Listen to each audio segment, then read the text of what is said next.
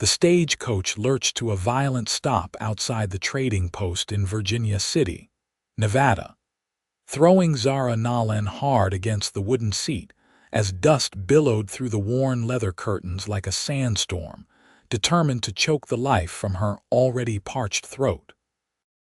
She clutched her threadbare carpetbag tighter, feeling the pitiful lightness of it, knowing that everything she owned in this world could fit in one hand with room to spare.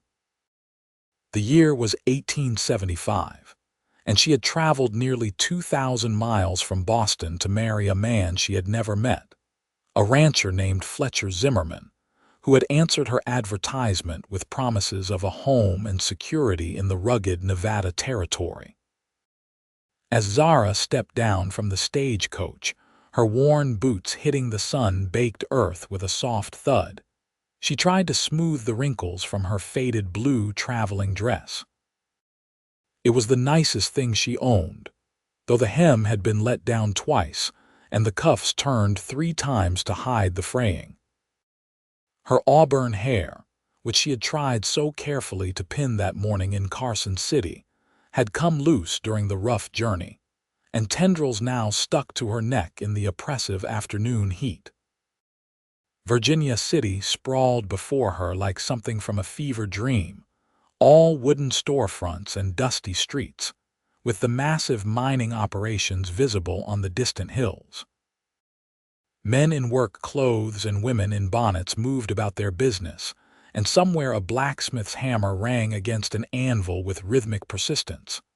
The smell of horse manure, wood smoke, and something cooking drifted on the hot breeze. "Miss Nolan." A deep voice cut through her observations, and Zara turned to find herself looking up at the tallest man she had ever seen. He had to be well over 6 feet, with broad shoulders that strained against his clean work shirt and sun-darkened skin that spoke of years working outdoors. His hair was dark brown, almost black, and his eyes were the color of coffee, warm but cautious. A worn hat shaded his angular face and dust covered his boots and the lower part of his trousers. This had to be Fletcher Zimmerman. "Yes," Zara said, her voice coming out smaller than she intended.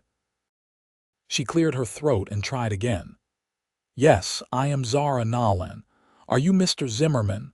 "Fletcher," he said, removing his hat in a gesture of respect. "Just Fletcher, please. Welcome to Virginia City." He looked her over, not with the calculating gaze she had feared, but with something that seemed almost like wonder. "Your letters did not mention how beautiful you are." Heat rushed to Zara's cheeks that had nothing to do with the Nevada sun. "You are kind to say so, though I fear the journey has left me looking rather worse for wear." "The journey from Boston is not an easy one," Fletcher agreed. He reached for her carpetbag, and Zara reluctantly let him take it. If he noticed how light it was, how pitifully empty, he did not comment. "I have a wagon waiting. The ranch is about an hour's ride from town. I hope that is all right. I thought you might want to see it before we proceed with any arrangements." "That is very thoughtful," Zara said, though anxiety coiled in her stomach like a snake. She had been dreading this moment, the inevitable conversation about the dowry she did not have. In her letters, she had been vague about her circumstances, not quite lying but certainly not telling the whole truth either. Fletcher had assumed, as most men did, that a woman of good family from Boston would come with some money, some property, something of value beyond herself. Fletcher helped her into the wagon with gentle hands, and Zara noticed calluses on his palms, the roughness of a working man. He loaded her single bag into the back with such care that shame burned through her. What must he think, seeing how little she had brought? Most brides came with trunks full of linens and china, with bank drafts and deeds to property back east. All Zara had was herself, and the truth that she would have to tell him soon. As they rolled out of town, Fletcher kept up a steady stream of conversation, pointing out landmarks and telling her about the area. Virginia City grew up around the Comstock lode, he explained. Silver mining brought most folks here, though I came for the land. My ranch is about 500 acres, good grazing land with a creek that runs year-round. I have about 200 head of cattle, some horses, and a few chickens. It sounds wonderful, Zara said, and she meant it.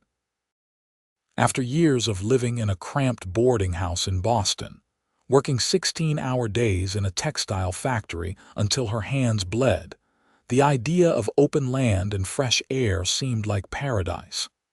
It can be hard out here, Fletcher continued, his eyes on the road ahead. Winters get cold, summers get hot, and the work is never done. I would not want you to have false expectations. This is not an easy life. I am not afraid of hard work, Zara assured him. I have been working since I was 12 years old. My parents died of fever when I was young, and I have been on my own since then. Fletcher glanced at her with something like respect in his eyes. I am sorry for your loss. That must have been difficult. It was a long time ago, Zara said, though the old grief still sat heavy in her chest. I learned to manage. They rode in companionable silence for a while, the wagon wheels creaking and the horses plodding steadily along the dusty road. The landscape around them was stark but beautiful, with scrubby sagebrush and distant mountains painted purple in the afternoon light. It was so different from Boston, so open and wild, and Zara felt something in her chest loosen slightly. "Can I ask you something?" Fletcher said after a while. "Of course. Why did you answer my advertisement? A woman like you, educated and refined, surely you had options in Boston." Zara considered lying, but something about Fletcher's honest face made her want to tell the truth. "I had no options in Boston," she said quietly. "The factory where I worked was closing. The boarding house where I lived was raising its rates beyond what I could afford. I was facing a choice between the streets or something worse. Your advertisement offered hope, and I had none left." Fletcher was quiet for a long moment, and Zara braced herself for rejection. But when he spoke, his voice was kind. "I am glad you answered. I have been alone on that ranch for 3 years now, ever since my parents passed. I built it up from almost nothing, but a ranch is not just a business. It should be a home. I was hoping to find someone to share it with, someone who understood what it meant to work for something." The ranch came into view as they crested a small hill, and Zara caught her breath. It was not grand, not like the estates she had seen in pictures, but it was solid and real. A sturdy house made of wood and stone sat in a small valley, with a barn, a corral, and several outbuildings nearby. Cattle grazed in the distance, and she could see the gleam of water from the creek Fletcher had mentioned. "It is beautiful," Zara whispered. Fletcher looked pleased. "It is home. Come on, I will show you around." He helped her down from the wagon and led her toward the house. Inside, it was clean but sparse, clearly the home of a bachelor. There was a main room with a stone fireplace, a kitchen area with a cast iron stove, and 2 bedrooms separated by simple wooden doors. The furniture was handmade but well crafted, and everything was neat and organized. "I know it is not fancy," Fletcher said, seeming almost embarrassed. "But I built most of it myself. The walls are thick to keep out the cold in winter and the heat in summer. The roof is tight, does not leak.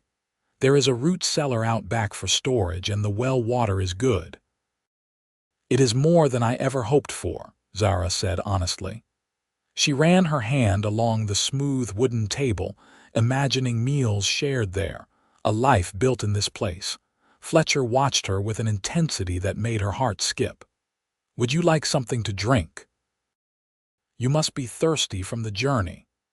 "Yes, please," Zara said, settling onto one of the chairs. Fletcher pumped water from the kitchen hand pump and poured it into a clean glass, bringing it to her. Zara drank gratefully, the cool water the best thing she had tasted in days.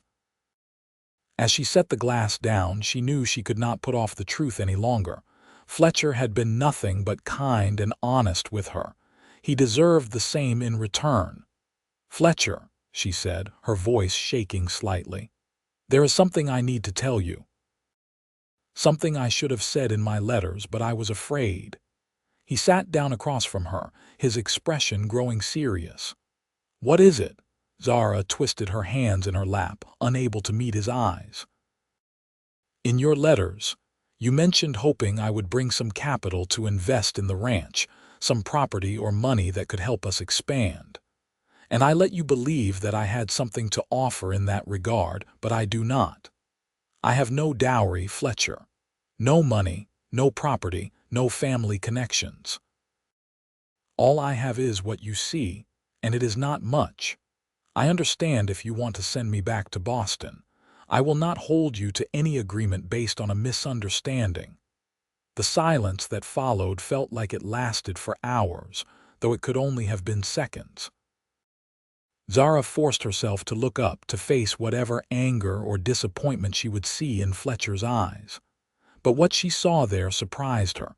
Fletcher leaned back in his chair, a slow smile spreading across his face. "Is that all? Is that all?" Zara repeated, confused. "I have deceived you. I have come here under false pretenses." "You have come here looking for a new start, same as me," Fletcher said. "My parents were farmers in Missouri, barely scraping by. I came west with nothing but the clothes on my back and a determination to build something. Everything you see here I built with my own 2 hands. I do not need your money, Zara. I need a partner, someone strong and willing to work alongside me. From what you have told me about your life in Boston, I think you are exactly that kind of person." Zara felt tears prick her eyes. "You are not angry. No." Fletcher reached across the table and took her hand gently in his. His palm was warm and rough, and Zara felt something flutter in her chest at the touch. "Zara, you are wealth enough.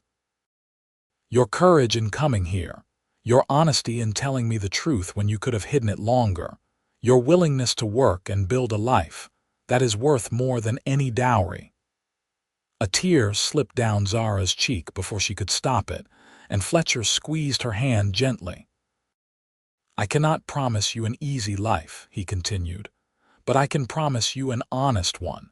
We can build this ranch together, make it into something real. If you are willing to stay, I am honored to have you." "I am willing," Zara whispered. "More than willing." They sat there for a moment, hands clasped across the table, and Zara felt something shift inside her. For the first time in years, since long before her parents died, she felt hope. Real hope, not the desperate clinging to possibility that had brought her west, but genuine belief that her life could be good. Fletcher cleared his throat, seeming suddenly self-conscious. "We should probably talk about the practical arrangements. I was thinking we could get married in town next week, give you some time to settle in and make sure this is really what you want. In the meantime, you can take the main bedroom. I will sleep in the spare room. I want you to feel comfortable here." "That is very considerate," Zara said. "And yes, a week seems reasonable." Over the next few days, Zara began to settle into life on the ranch. Fletcher was patient and kind, showing her around and explaining how everything worked. She learned to feed the chickens and collect eggs, to pump water from the well, and to prepare meals on the cast iron stove. It was different from the factory work she was used to, but in the best possible way. Here, she could see the results of her labor. The eggs she gathered would become breakfast. The bread she baked would feed them both. It felt real and purposeful. Fletcher worked long days, rising before dawn to tend the cattle and not returning until after dark. But he always came to the house for meals, and they fell into an easy rhythm of conversation. Zara learned that Fletcher was 26, just 3 years older than herself. He had a quiet sense of humor that surprised her, and he was well-read despite his limited formal education. He had taught himself from books he ordered from San Francisco, and his small shelf held volumes on everything from animal husbandry to Shakespeare. "My mother loved poetry," Fletcher told her one evening as they sat on the porch watching the sun set over the mountains. "She made sure I learned to read young, said it was the one thing no one could take from me. She was right about that." "My mother was the same," Zara said softly. "She worked as a seamstress, but she always had a book nearby. She would read to me while she worked." "I wish I could have met her," Fletcher said. "I wish that too," Zara replied. She glanced at Fletcher, taking in his profile in the golden light. He was handsome in a rugged way, all strong lines and honest features. But more than that, he was kind. In all her years, she had met few genuinely kind men. Most wanted something from her, saw her as a means to an end. Fletcher saw her as a person, valued her for herself. It was a revelation. As the week progressed, Zara found herself looking forward to Fletcher's return each evening with increasing anticipation. She took care with her appearance, washing her hair in the creek and pressing her dress as best she could. She prepared his favorite foods, learning his preferences through careful attention. And when he smiled at her, which was increasingly often, her heart did strange things in her chest. The day before their planned wedding, Fletcher rode into town to make the final arrangements with the minister. Zara spent the day cleaning the house from top to bottom, even though it was already spotless. Nervous energy drove her to scrub floors that did not need scrubbing and polish windows that already gleamed. She was preparing beans for supper when she heard hoofbeats approaching much faster than Fletcher's usual steady pace. Zara stepped onto the porch just as Fletcher pulled his horse to a skidding stop, dust flying. His face was grim and fear shot through her. "What is wrong?" "Get inside," Fletcher said, swinging down from his horse. "There is trouble coming." Zara hurried back into the house and Fletcher followed, immediately going to a locked cabinet and pulling out a rifle. "What kind of trouble?" Zara asked, trying to keep her voice steady. "Tom Carson, the man who owns the ranch to the north of us, just rode into town drunk and announcing that he is going to run me off my land," Fletcher explained, checking the rifle with practiced efficiency. "He has wanted my water rights for years, thinks with the mining slowing down he can expand his cattle operation. He brought 3 men with him and they are heading this way." "What are we going to do?" Zara asked. Fletcher looked at her seriously. "I am hoping to talk them down, make them see reason. But if it comes to a fight, I need you to stay in the house and stay low. These walls will stop most bullets." "Most bullets," Zara repeated, her voice rising slightly. "I am sorry," Fletcher said, and he genuinely looked it. "This is not how I wanted this week to go. You have every right to be angry." "I am not angry," Zara said, surprising herself with the truth of it. "I am frightened, but I am not angry. What can I do to help?" Fletcher looked at her with something like admiration. "There is another rifle in that cabinet and a pistol. Do you know how to shoot?" "I have never held a gun in my life," Zara admitted. "Then your best help is staying safe," Fletcher said firmly. "Please, Zara, I need to know you are protected." Before Zara could respond, the sound of multiple horses reached them. Fletcher moved to the window, peering out carefully. "4 of them, as I thought. Stay here." He walked out onto the porch and Zara moved to the window, watching with her heart in her throat. 4 rough-looking men sat on horseback in front of the house. The one in front, presumably Tom Carson, was a barrel-chested man with a red face and mean eyes. "Zimmerman," Carson called out, his words slightly slurred. "Time for you to move on. This land should belong to someone who can use it proper." "This is my land, Tom," Fletcher said calmly. "I have the deed registered legal in Carson City. You know that." "Deeds can burn," Carson said with an ugly laugh. "Houses too. You are just one man, Zimmerman." You cannot work this land alone. It is going to waste. I am not alone, Fletcher said, and Zara heard the steel in his voice. I am getting married tomorrow, and this ranch is our home. I will defend it if I have to, Tom. You know I am a fair shot. Carson spat on the ground. One woman does not change anything. You cannot hold this land, and everyone knows it. Save yourself the trouble and move on. No, Fletcher said simply. This is my home, our home, and you are going to have to leave now, Tom. Come back when you are sober and we can talk about water-sharing agreements, but you are not taking this land. Carson's hand moved toward the gun at his hip, and Zara gasped. But before anyone could draw, a new voice cut through the tension. That is far enough, Carson. A group of riders had appeared from the direction of town, led by a man with a silver star pinned to his vest. The sheriff, Zara realized with relief. Fletcher must have told him about the threats in town. This is none of your business, Sheriff Hayes, Carson growled. When you make threats in the middle of my town, it becomes my business, the sheriff said calmly. He was an older man, probably in his 50s, with gray hair and a weathered face. You are drunk, Tom, and you are about to do something stupid. These men with you know that if they draw on Zimmerman, they are drawing on the law too. That makes it attempted murder, and I will see you all hang. The three men with Carson suddenly looked a lot less confident. One of them, a younger man with a nervous expression, actually backed his horse up a few steps. You cannot protect him forever, Carson said, but the fight had gone out of his voice. I do not need to protect him forever, Sheriff Hayes said. Just long enough for you to sober up and remember that we are all trying to make a living out here.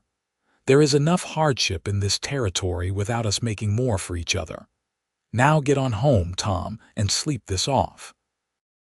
We will talk about water rights at the town meeting next month, proper and legal. Carson glared at Fletcher for a long moment, then finally jerked his horse around. This is not over, he said, but he rode off, his men following. Sheriff Hayes waited until they were out of sight, then dismounted and walked up to the porch. Thank you, Sheriff, Fletcher said, shaking the man's hand. I appreciate your timing. Young Billy Meeks came and found me right after you left town, the sheriff explained. Said Carson was making big talk and he thought someone should check on you. Good thing, too. He glanced toward the window where Zara still stood. That your intended bride? Yes, sir, Fletcher said, gesturing for Zara to come out. Zara Nolan, this is Sheriff John Hayes. Zara stepped onto the porch, smoothing her skirt nervously. Pleased to meet you, Sheriff. Pleasure is mine, Miss Nolan, the sheriff said, tipping his hat. Welcome to Nevada territory. I apologize that your introduction to the area has been so exciting. I am just grateful you arrived when you did, Zara said honestly. The sheriff turned back to Fletcher. Carson has been getting worse since the mine started playing out. He is scared, and scared men do stupid things. But I do not think he will try anything else, not directly. He knows he is in the wrong legally. Still, you might want to keep your eyes open for a while. I will, Fletcher promised. After the sheriff and his men left, Fletcher came back inside, setting the rifle aside with a heavy sigh. Zara moved to him without thinking, placing her hand on his arm. Are you all right? I am fine, Fletcher said. I am more worried about you. This is not the peaceful life I promised you. You promised me an honest life, Zara corrected. And this is honest. The land is hard and sometimes people are too. I would rather face that truth with you than live a comfortable lie somewhere else. Fletcher looked down at her, and something shifted in his expression. Without warning, he reached up and gently cupped her face in his hand. His thumb brushed her cheek, and Zara felt her breath catch. How did I get so lucky? He murmured. I think I am the lucky one, Zara whispered back. Fletcher leaned down slowly, giving her time to pull away if she wanted. But Zara did not want to pull away. She had never wanted anything less. When his lips touched hers, soft and tentative, she felt like the whole world had been leading to this moment. The kiss was gentle, almost chaste, but it sent warmth flooding through her body like sunshine. When they parted, both were breathing a little harder. Fletcher rested his forehead against hers. "I was going to wait until after the wedding," he said softly, "but I find I cannot help myself. I am falling in love with you, Zara Nolan." "I am falling in love with you too, Fletcher Zimmerman," Zara said, and it was the truest thing she had ever spoken. They stood there for a long moment, wrapped in each other's arms, and Zara felt a peace settle over her that she had never known before. This was home. This man, this place, this life they were building together. It was real and solid and hers. The next morning dawned clear and bright, perfect weather for a wedding. Zara dressed in her traveling dress, wishing she had something nicer to wear but knowing it could not be helped. She pinned her hair up carefully, allowing a few curls to frame her face, and pinched her cheeks to bring color to them. Fletcher waited for her outside, dressed in a clean shirt and his best trousers, his hair still damp from washing. When he saw her, his face lit up. "You look beautiful," he said. "So do you," Zara replied, and was rewarded with a slight blush coloring his tanned cheeks. They rode into Virginia City together in the wagon, sitting close on the bench seat. Fletcher kept glancing at her, and each time their eyes met, Zara felt that flutter in her chest again.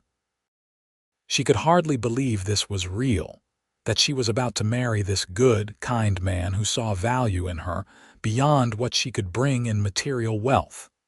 The church was small but well kept, with whitewashed walls and simple wooden pews. A few people had gathered, neighbors who Fletcher had invited.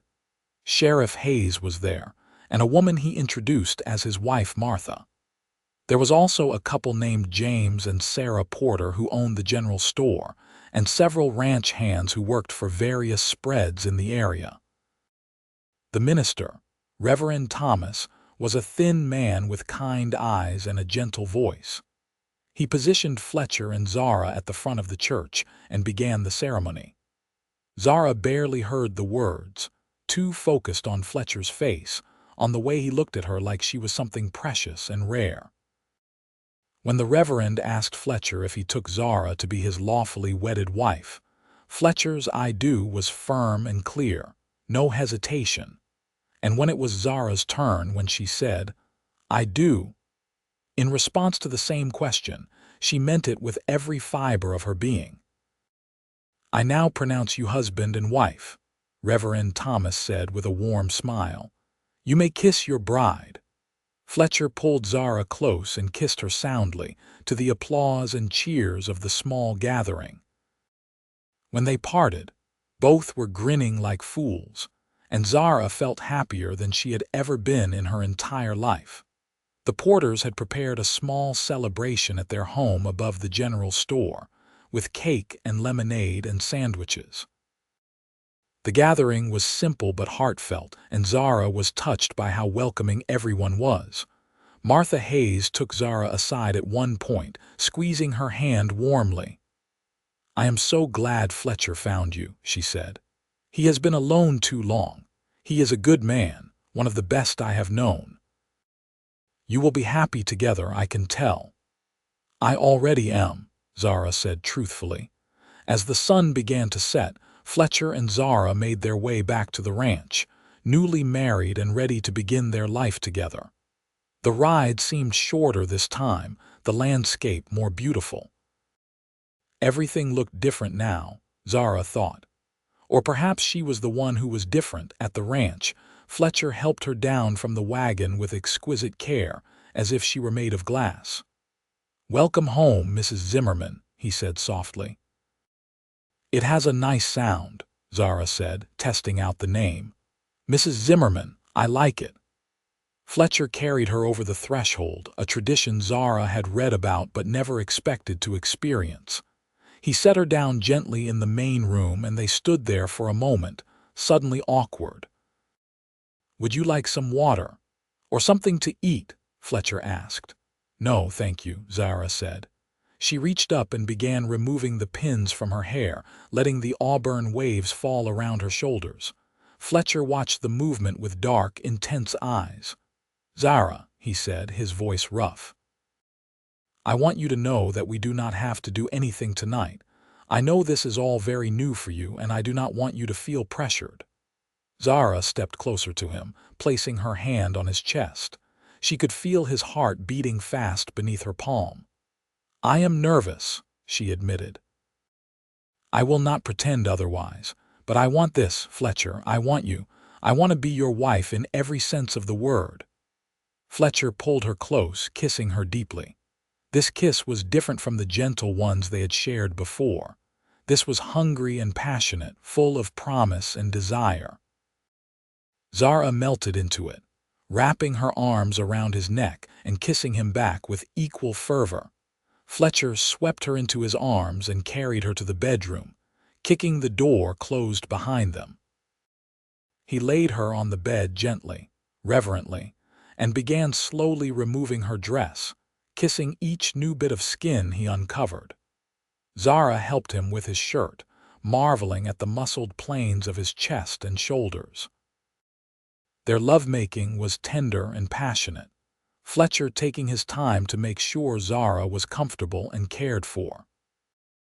There was some pain, as she had expected for her first time, but Fletcher was so gentle and loving that it faded quickly into something deeper, something that bound them together in a way Zara had never imagined possible. Afterward, they lay tangled together in the narrow bed, Fletcher's arms wrapped protectively around her. Zara rested her head on his chest, listening to the steady beat of his heart, and felt complete in a way she never had before. I love you, Fletcher murmured into her hair. I love you too, Zara whispered back. They fell asleep like that, wrapped in each other's arms, and Zara's last thought before sleep claimed her was that she was finally, truly home. The next few weeks passed in a blissful haze. Zara learned the rhythms of ranch life, becoming more confident in her abilities every day. She learned to ride a horse, though not particularly well at first, much to Fletcher's amusement. She learned to shoot the rifle, practicing on targets until she could hit them more often than not. She learned which herbs grew wild on the property and could be used for cooking or medicine, and she started a small garden near the house. Fletcher taught her everything with patience and encouragement, never making her feel foolish for not knowing things that were second nature to him.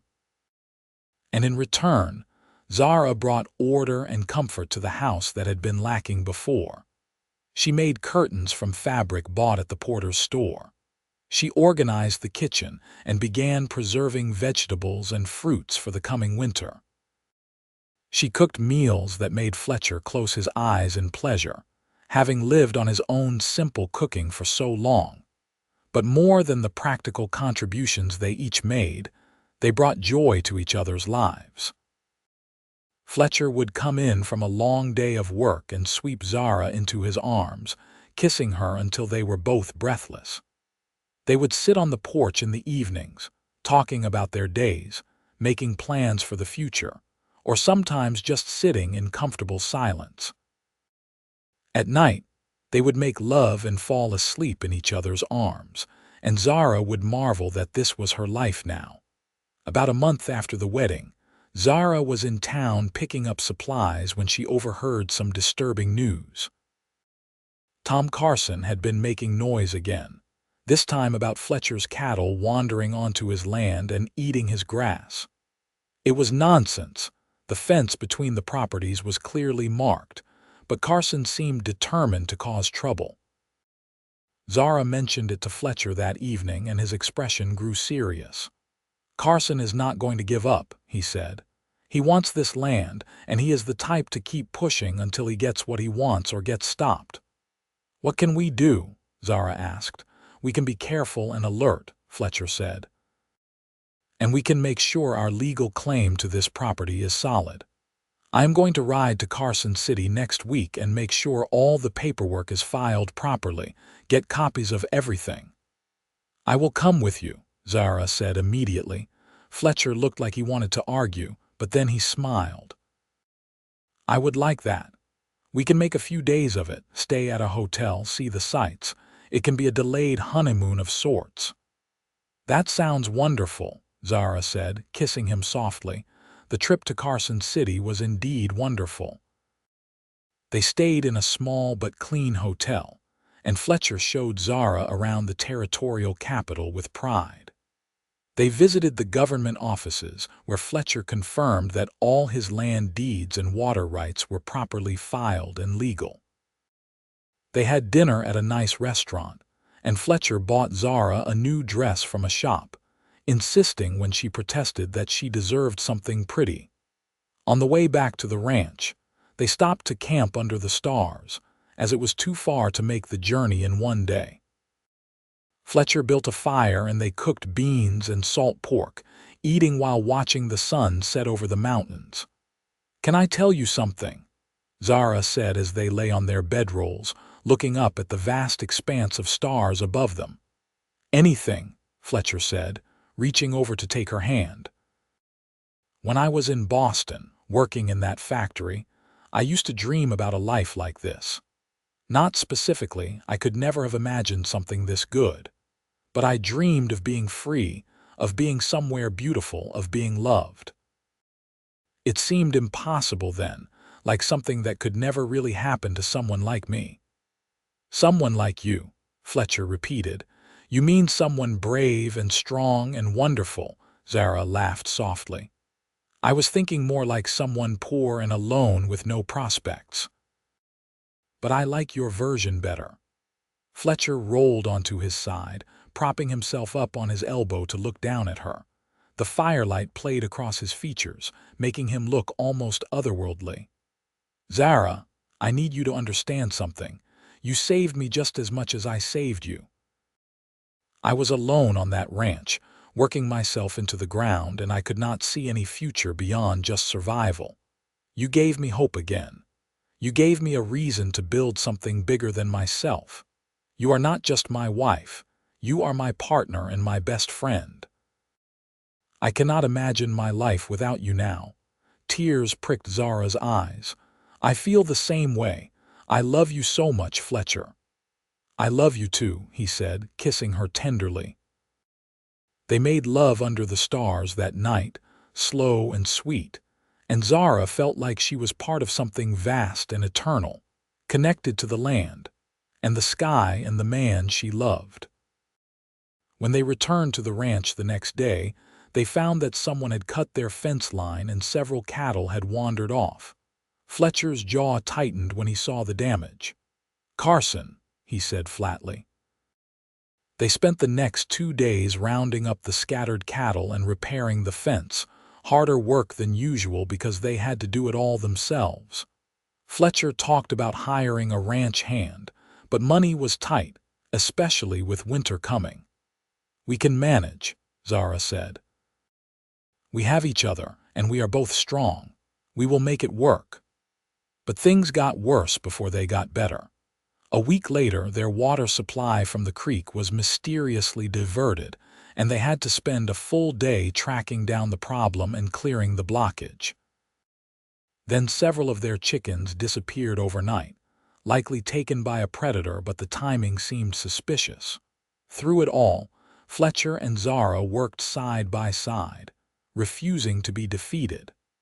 The hardships brought them even closer together, forging their partnership in the fires of adversity. They learned to anticipate each other's needs, to work in harmony without needing words. 2 months after their wedding, Zara woke one morning feeling queasy. She barely made it outside before she was sick, retching into the bushes behind the house. Fletcher came running, alarmed. "Are you all right? What is wrong?" Zara wiped her mouth and looked up at him with a trembling smile. "I think I might be with child." Fletcher's eyes went wide. "Really? Are you sure?" "Not completely, but the signs are there." I have missed my monthly courses and this sickness in the morning. My mother told me about these things before she died." Fletcher let out a whoop of joy and swept her into his arms, spinning her around. "We are going to have a baby. Zara, this is wonderful." "Put me down before I get sick again," Zara said with a laugh, though she was crying happy tears. Fletcher set her down gently, his hands immediately going to her still flat stomach. "A baby," he said wonderingly. "Our baby. Are you happy?" Zara asked, though she could see the answer in his face. "Happy does not even begin to cover it," Fletcher said. "You have given me everything, Zara. A home, a family, a future. I am the luckiest man alive." The pregnancy was not easy. Zara was sick almost every morning for the first few months, and there were days when she could barely keep food down. But Fletcher was endlessly patient and caring, bringing her water and crackers, rubbing her back when she was sick, and taking over more of the household chores when she was too tired to manage them. As her belly began to swell, Zara found herself overwhelmed with love for the life growing inside her and for the man who had made it possible. She would catch Fletcher staring at her with such wonder and adoration that it took her breath away. Winter came early that year, bringing snow and freezing temperatures. The work became even harder as they had to break ice on the water troughs and make sure the cattle had enough to eat. But they managed, working together as they always did. One particularly cold night in January, about 5 months into Zara's pregnancy, they were woken by the sound of breaking glass. Fletcher was on his feet instantly, grabbing his rifle. "Stay here," he commanded Zara, and this time she did not argue. Fletcher crept out of the bedroom, and Zara heard voices, angry and slurred. Someone had thrown a rock through their window. Heart pounding, she grabbed the pistol Fletcher had taught her to use and positioned herself by the bedroom door, ready to defend herself if needed. She heard Fletcher's voice, calm but firm. "Get off my property, Carson. This is your last warning." "Or what?" Carson's drunken voice came back. "You will shoot me. That would be murder, Zimmerman. You would hang." "Not if you are on my property destroying my home," Fletcher said. "Now get out of here before someone gets hurt." There was a tense silence, and then the sound of horses riding away.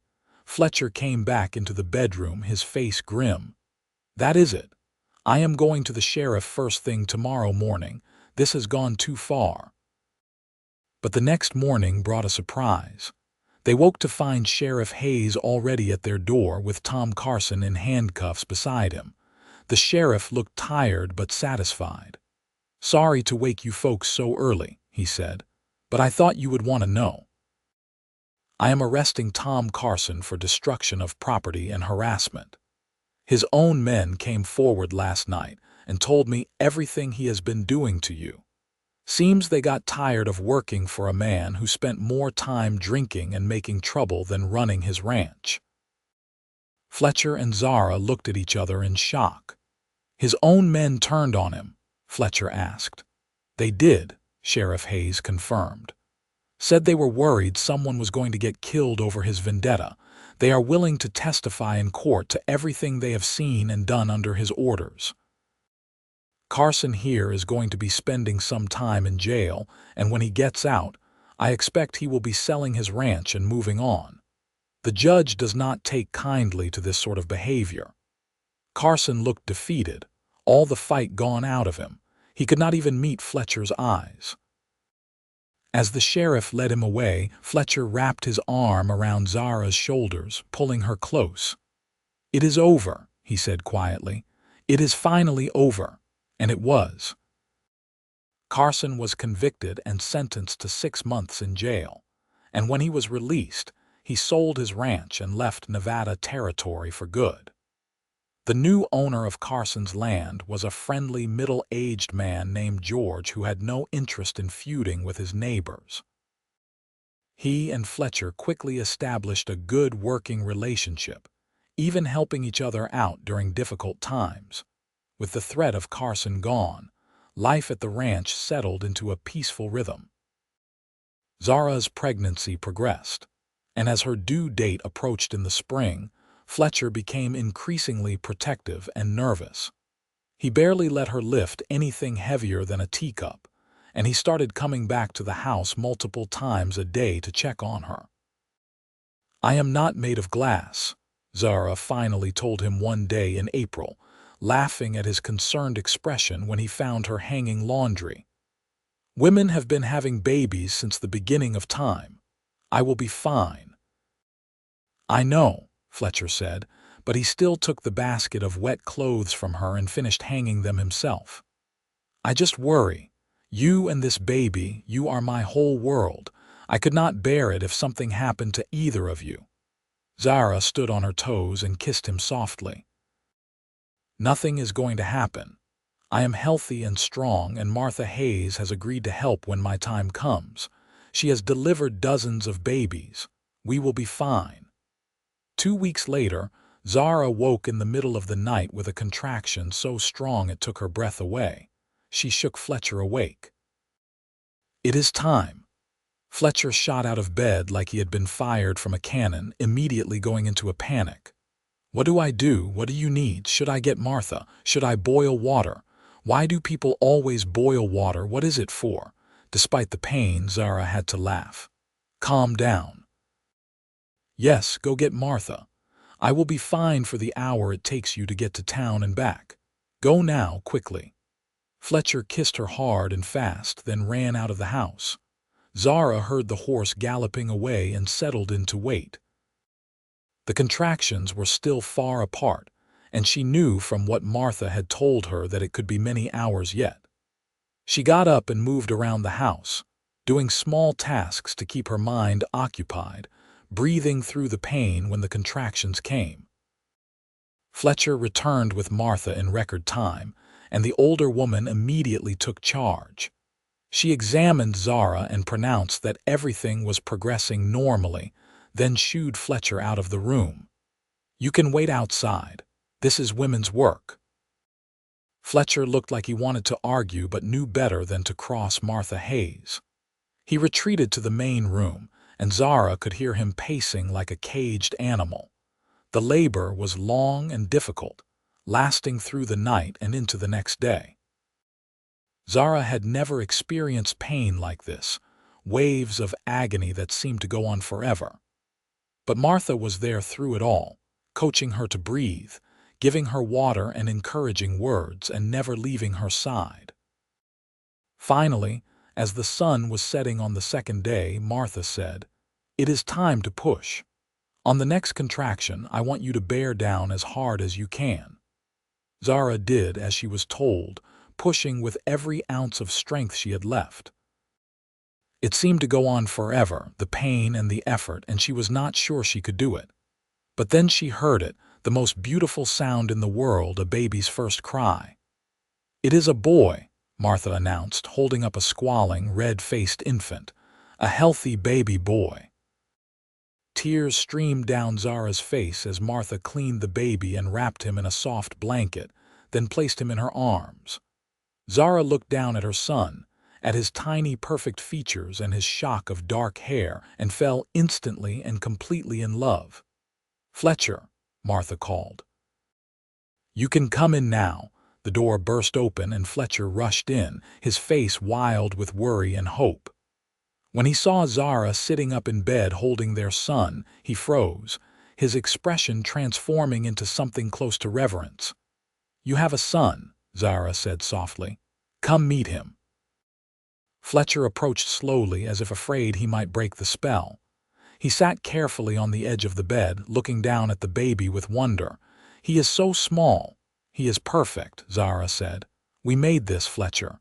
You and I together. What should we name him?" Fletcher asked, gently touching the baby's tiny hand.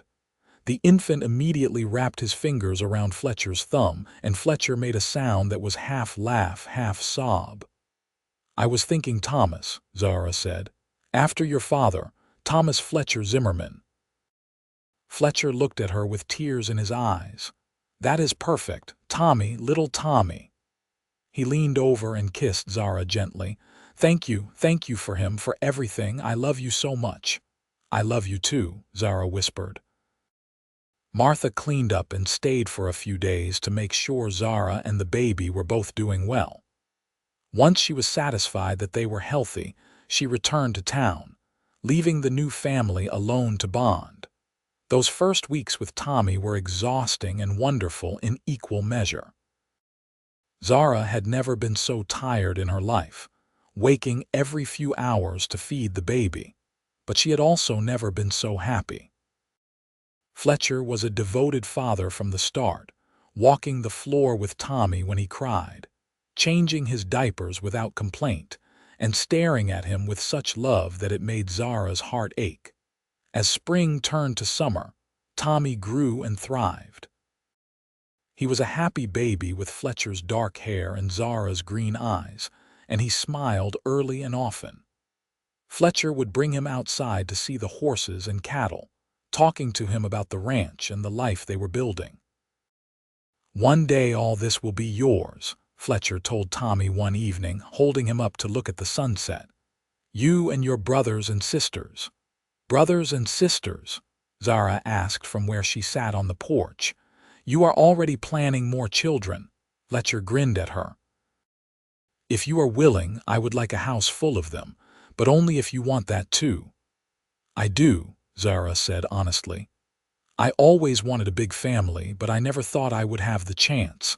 Now I have everything I ever wanted and more." The years passed in a pattern of hard work and deep contentment. The ranch prospered as Fletcher and Zara worked tirelessly to build it into something substantial. They added to their cattle herds and their property, buying an adjacent piece of land from a family that was moving back east. Fletcher hired 2 ranch hands to help with the work as the operation grew, good men who were loyal and hard-working. Zara gave birth to a daughter 2 years after Tommy, a beautiful girl they named Rose. She was followed 2 years later by another son, Daniel, and then 3 years after that by twins, a boy and girl they named Samuel and Grace. The house that had once seemed so large to Zara now rang with the sounds of children's laughter and footsteps. Through it all, Fletcher and Zara's love for each other only deepened. They faced challenges together, droughts and harsh winters, illness and injury, but nothing could shake the foundation they had built. They supported each other through everything, partners in the truest sense of the word. On their 10th wedding anniversary, Fletcher surprised Zara by taking her back to the spot where they had first camped on the way home from Carson City. He had arranged for the older children to stay with the Porters in town, and for one of the ranch hands to watch the twins for the night. They sat by the campfire just as they had a decade before, but so much had changed. They were no longer the uncertain newlyweds feeling their way toward love. Now they were parents, successful ranchers, pillars of the community. But some things had not changed at all. "Do you remember what you told me that night?" Fletcher asked, taking Zara's hand. "About dreaming of a life like this." "I do," Zara said, smiling at the memory. "It seemed so impossible then." "You made it possible," Fletcher said. "You took a chance on me, on this life, when you had every reason to be afraid. You came here with nothing and built everything. You are the bravest person I have ever known, Zara." "We built everything together," Zara corrected. "I could never have done any of this without you. You saw value in me when I had nothing to offer but myself. You told me I was wealth enough and you made me believe it." "Because it was true," Fletcher said fiercely. "You were wealth enough. You are wealth enough. Everything good in my life comes from you." "And everything good in mine comes from you," Zara said. "I love you, Fletcher Zimmerman, more today than yesterday and less than I will tomorrow." Fletcher pulled her close and kissed her, and in that moment, under the stars that had witnessed the beginning of their love story, Zara felt the same sense of belonging and rightness that she had felt on their wedding night. This was where she was meant to be. This was home. As the years continued to pass, the Zimmerman Ranch became one of the most successful in the area. Tommy grew into a capable young man who loved the land as much as his father did, learning every aspect of ranching and showing a natural talent for working with horses. Rose was bright and determined, with a head for numbers that made her invaluable when it came to keeping the ranch accounts. Daniel was gentle and thoughtful, with a gift for healing that led him to apprentice with the town doctor. The twins, Samuel and Grace, were still young but already showing their own unique personalities and talents. Fletcher and Zara watched their children grow with pride and love, grateful for the family they had created together. They had built something lasting, something that would continue long after they were gone. The ranch that Fletcher had started alone and that Zara had come to with nothing was now a thriving legacy that would be passed down through generations. But the true legacy, the one that mattered most, was the love they had built. It was there in every board of the house, in every fence post, in every acre of land they had worked together. It was in the laughter of their children and the warmth of their home. It was in the way Fletcher still looked at Zara, like she was the most precious thing in the world, and the way Zara still felt her heart skip when he smiled at her. One evening, when they were both in their 50s and the children were grown with families of their own, Fletcher and Zara sat on the porch watching the sunset, just as they had done countless times before. Their hair was gray now, and their faces lined with age and hard work, but the love between them burned as bright as ever. "Do you ever regret it?" Fletcher asked quietly. "Answering my advertisement, coming all this way to marry a stranger." Zara turned to look at him, taking in the familiar, beloved features of his face. "Not for a single second," she said firmly. "You gave me a life beyond anything I could have imagined. You gave me a home, a family, a purpose. You gave me love. How could I ever regret that?" "I was so nervous the day I went to meet you at that stagecoach," Fletcher admitted. "Afraid you would take one look at me and my small ranch and want to go right back to Boston. When you confessed you had no dowry, I thought my heart would burst." Here was this beautiful, brave woman, apologizing for not bringing me money when she was giving me everything that truly mattered. "You said I was wealth enough," Zara said, the memory as vivid as if it had happened yesterday. "No one had ever made me feel valuable before." "You changed my life with those words. You changed my life by believing them," Fletcher said. He took her hand, his grip still strong despite the arthritis that had begun to plague his fingers. "I love you, Zara, today and always." "I love you too," Zara said, leaning her head on his shoulder. "Today and always." They sat like that as the sun dipped below the horizon, painting the sky in shades of orange and pink and purple. Around them, the ranch hummed with life. Cattle lowed in the distance, horses whinnied in the corral, and somewhere inside the house, they could hear Rose's children playing while she visited for the evening. This was the life they had built, Zara thought. Not perfect, certainly not easy, but real and true and filled with love. She had come to Nevada with nothing but hope and a battered carpetbag, a desperate woman seeking a new start. She had found so much more than she had ever dared to dream. She had found home. She had found love. She had found herself. And it had all started with a rancher who saw her worth when she could not see it herself, who looked at a bride with no dowry and said the words that would change both their lives forever. "You are wealth enough." As the stars began to appear in the darkening sky, Zara smiled. She was wealthy indeed, richer than any amount of money could make her. She had love, family, a legacy that would endure. She had a partner who had stood by her through everything, who had built a life with her one day at a time. She had everything that truly mattered, and she would not trade it for all the gold in the Comstock lode. The years continued to unfold with a gentle rhythm that came from a life well lived. Tommy had taken over the day-to-day running of the ranch, proving himself to be an even better cattleman than Fletcher had been. He had married a lovely woman from town named Catherine, and they had given Fletcher and Zara 3 grandchildren who visited often and filled the house with noise and joy. Rose had married the schoolteacher and moved to Carson City, where she ran a successful bookkeeping business, helping merchants and ranchers manage their accounts. She came home regularly with her husband and 2 daughters, and every visit was a celebration.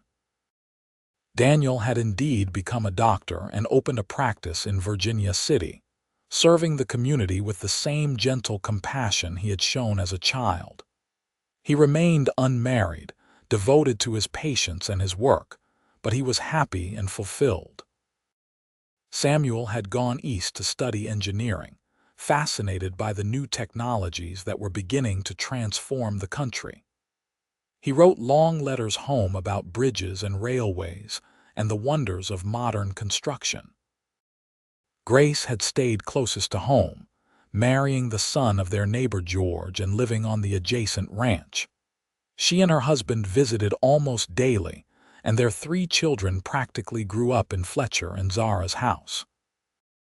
As Fletcher and Zara grew older, they gradually handed over more responsibility to the younger generation, though neither could quite give up working entirely.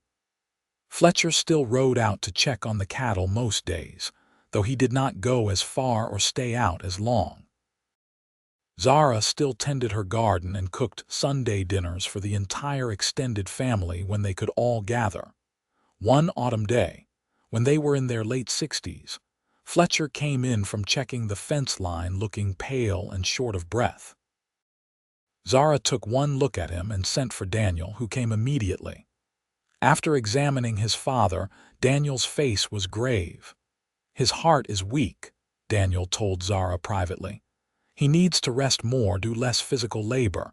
I know he will not want to hear it, but it is the truth." Zara nodded, her own heart aching.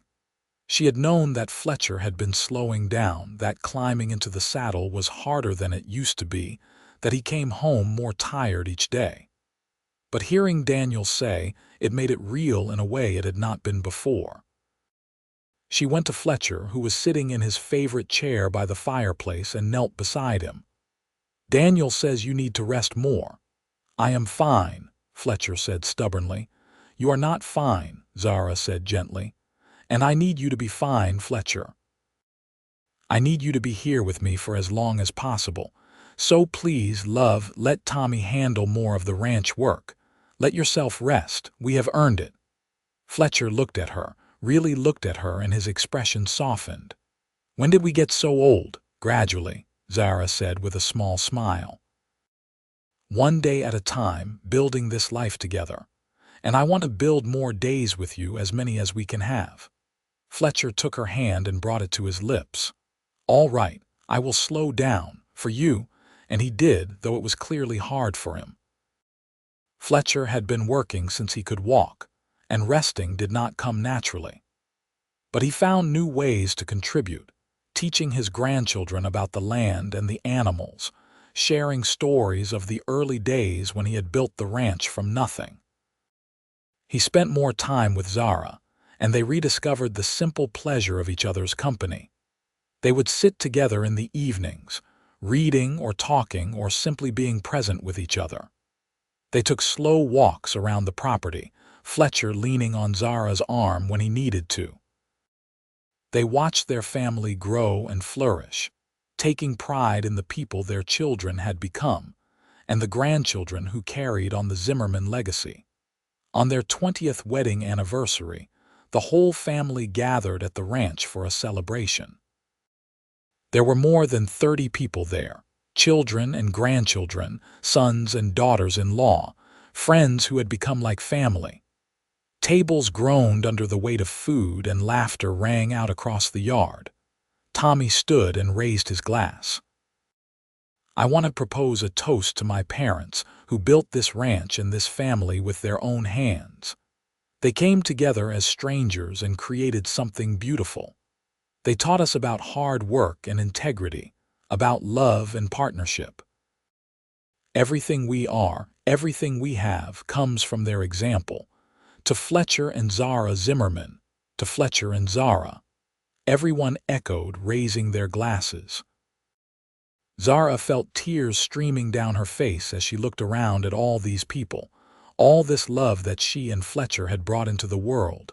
Fletcher squeezed her hand, and when she looked at him, his eyes were shining too. "We did all right," he whispered to her.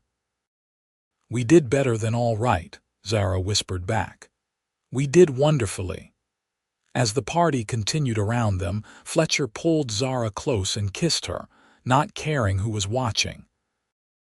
After 20 years, after everything they had been through together, the love between them was still the foundation of everything. The years continued to pass with increasing speed, the way they do when you are happy.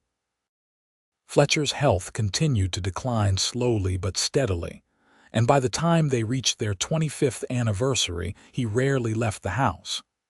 But his mind was still sharp, and his love for Zara never wavered.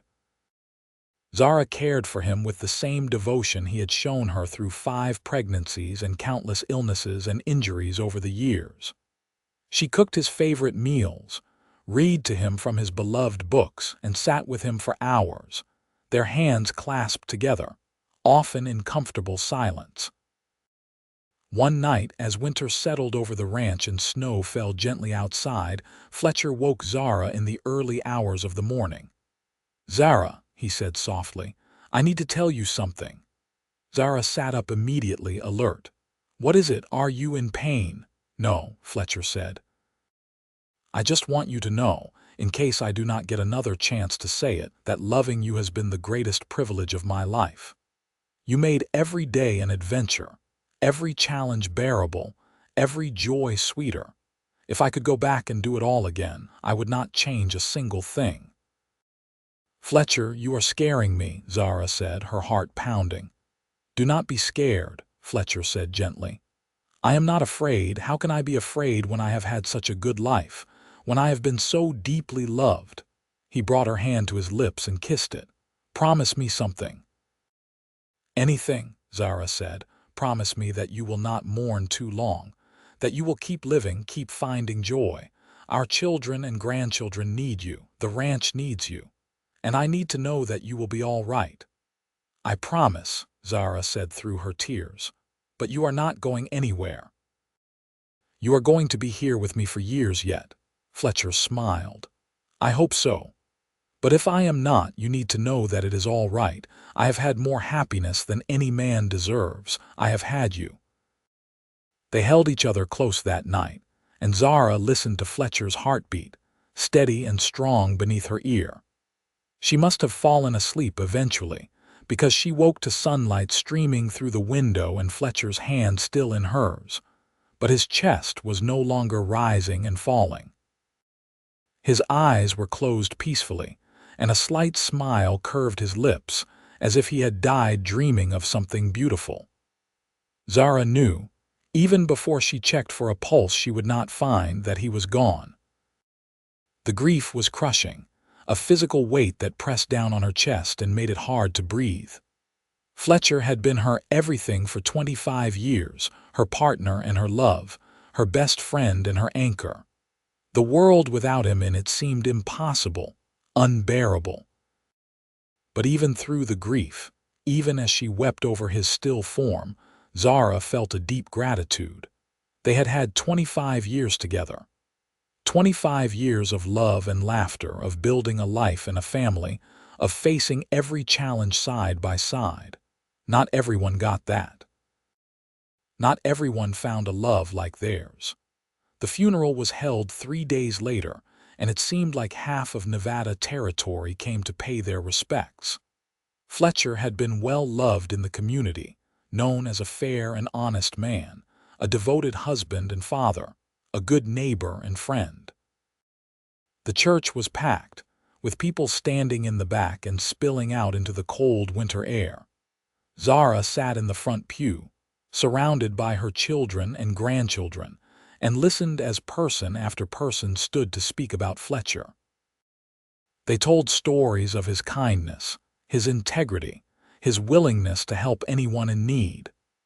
They spoke of the love he had for his family, the pride he took in his ranch, the respect he showed to everyone he met. But it was Tommy's words that brought Zara to tears again. Her oldest son stood at the front of the church, tall and strong like his father had been, and spoke with a voice thick with emotion. "My father taught me many things," Tommy said.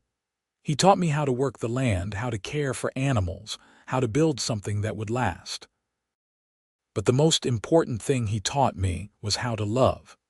I watched him with my mother for my entire life, and I never once saw him treat her with anything less than complete respect and devotion. He showed me what it means to be a partner, to build a life with someone, to cherish them every single day. That is the legacy he left me, and it is worth more than all the land or cattle in the world."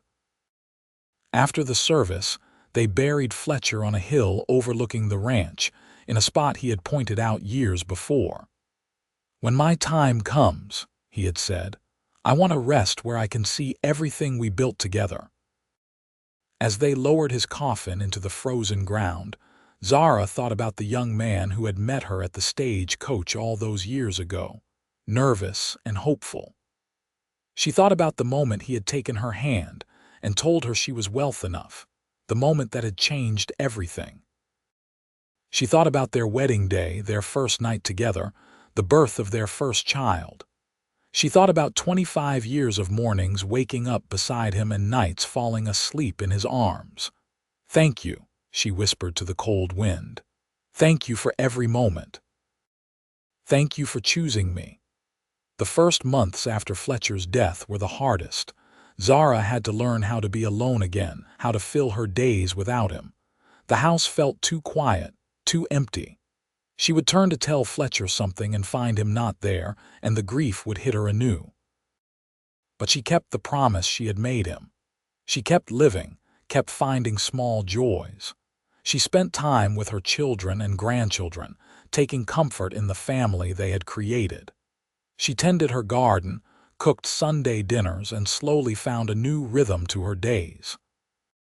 Tommy ran the ranch with the same skill and dedication his father had shown, and Zara helped where she could, offering advice and encouragement. She took pride in seeing the ranch continue to thrive, knowing that Fletcher's legacy lived on in more than just memories. Years passed, and Zara grew older but remained active and engaged with life.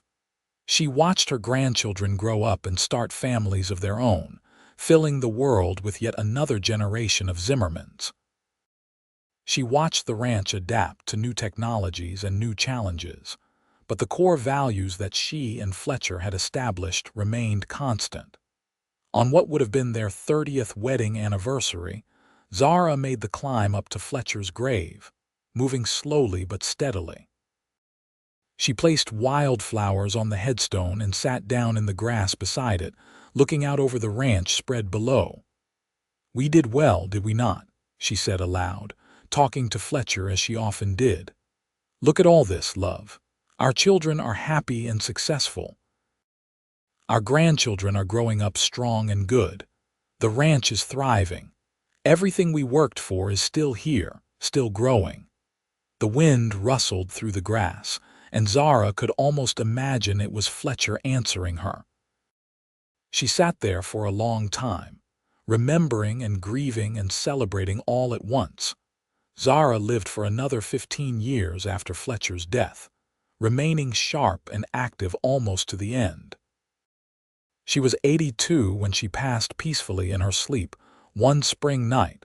Surrounded by family in the house she and Fletcher had made into a home.